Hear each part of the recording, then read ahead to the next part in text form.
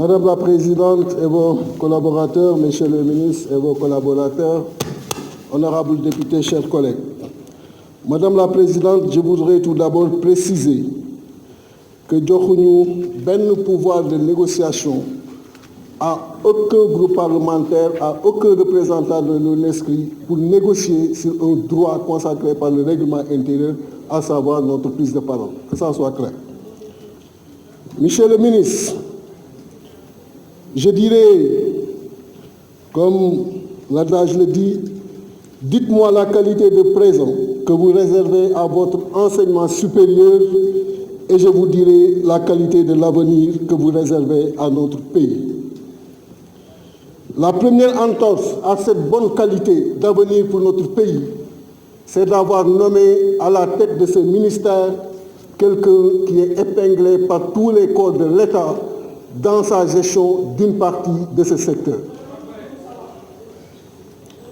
Monsieur le ministre de l'Enseignement supérieur, notre éducation nationale est à l'agonie, malgré la qualité des professeurs de rang exceptionnel que nous avons, des chercheurs, enseignants, des PATS qui font la fierté de tous, mais faute d'une bonne politique, d'une bonne tenue de ce secteur, il est aujourd'hui évident que ce secteur pose problème.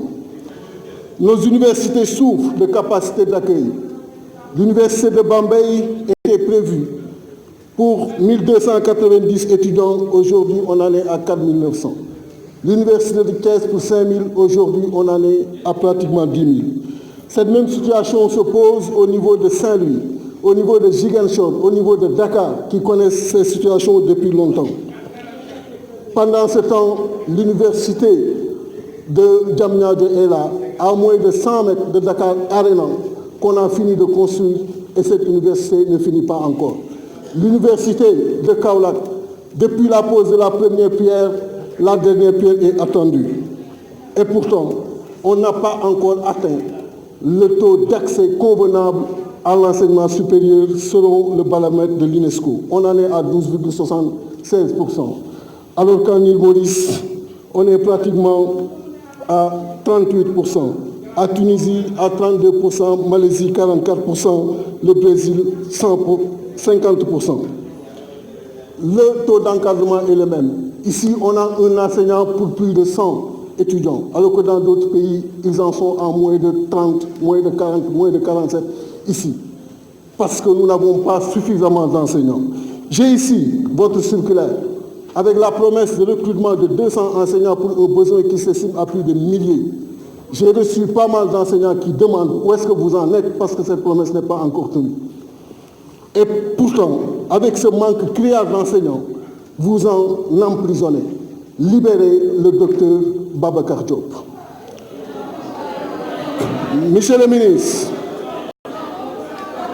nos étudiants qui constituent l'avenir de ce pays, qui ont besoin d'être encadrés pour pouvoir se mesurer à n'importe quel citoyen sorti de n'importe quelle université dans le monde, au lieu de les encourager, vous les gazez à coups de lacrymogène, alors qu'ils ne demandent que leur bourse, une promesse qu'avait faite le président de la République, Macky Sall, après les incidents de 2014 et 2018.